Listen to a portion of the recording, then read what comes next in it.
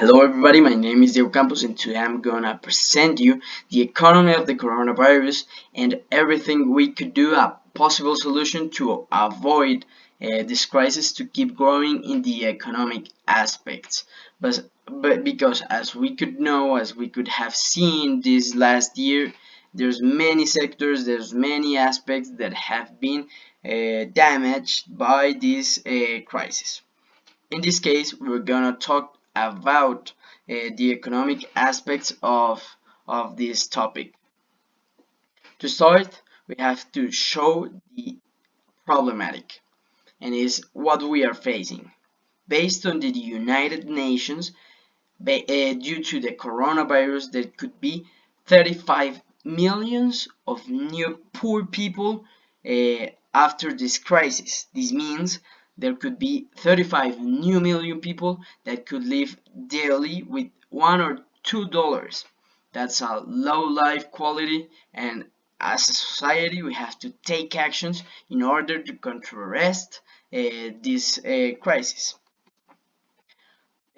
First of all, I have to start with the basic concepts, the offer and the demand. These are the two strengths of the market, the two forces of the market that give like a guideline of the projection of the economy. And it's like everything is related.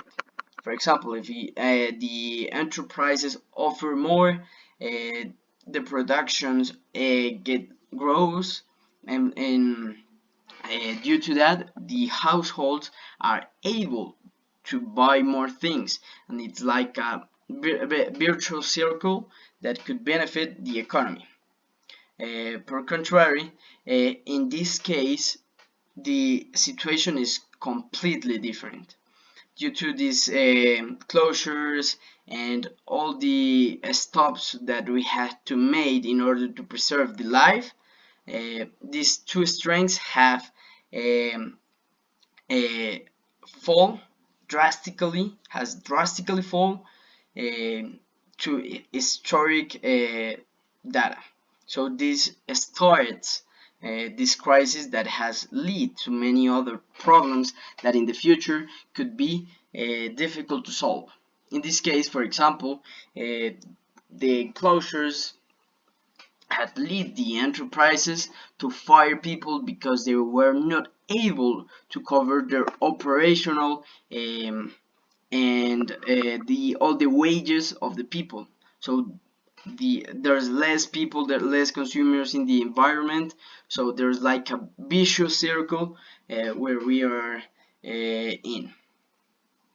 For example, this is a chain reaction. We start, there's people that have been fired, there's less consumers in the economy, and at the end this is going to affect the households and the enterprises. This is a problem that affects us all.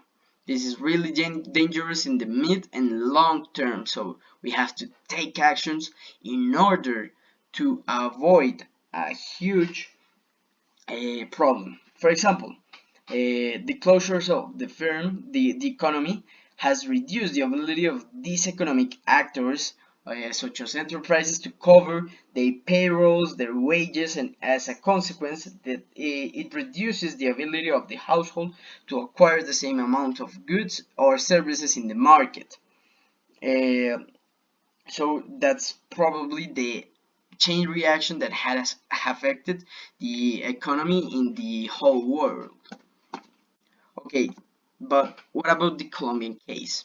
In this graphic, this figure, we could see a projection of DANE, the National Statistic uh, Organization, that has shown that in the second trimester, the economy has drastically and historically fall in a negative 15.7 negative points. It affects everything, the projections, all the, for example, the public expenses, the public problems. So we have to take actions in order to bring a possible and viable solution. So we come here and we talk about the helicopter money. This is a concept that said by Gali and many and another economists such as Mankey, that consists in the state that, for example, gives money to the poor people, to the people who is suffering difficult situations, and the enterprises. So this could lead to a dynamization of the economy that could be really important in this moment, because as we've seen before, this contraction, these closures of the economy has led to a higher and bigger contraction. After that pump, we could see a virtuous effect, because for example, uh, $1, one peso that is invested in the economy, in the public expense, has a multiplier effect. But there's a little problem, and is that the countries have to be careful about this solution, because if you do it a lot, you could fail in the liquidity trap. That means this expansive politic will never have a real impact on the economy, but just a marginal one. So we have seen the problem, we've seen everything we are living. So we have to take actions in order to guarantee some life condition to all the people that are suffering the effects of this crisis. There's gonna be 35 million of new poor people. Imagine that, living with $1 or $2 per day. There's no life conditions, their health, their education could never be guaranteed. So we have to take action in order to contrast this effect. For example, in Colombia, there are going to be 11 million people that are suffering this condition.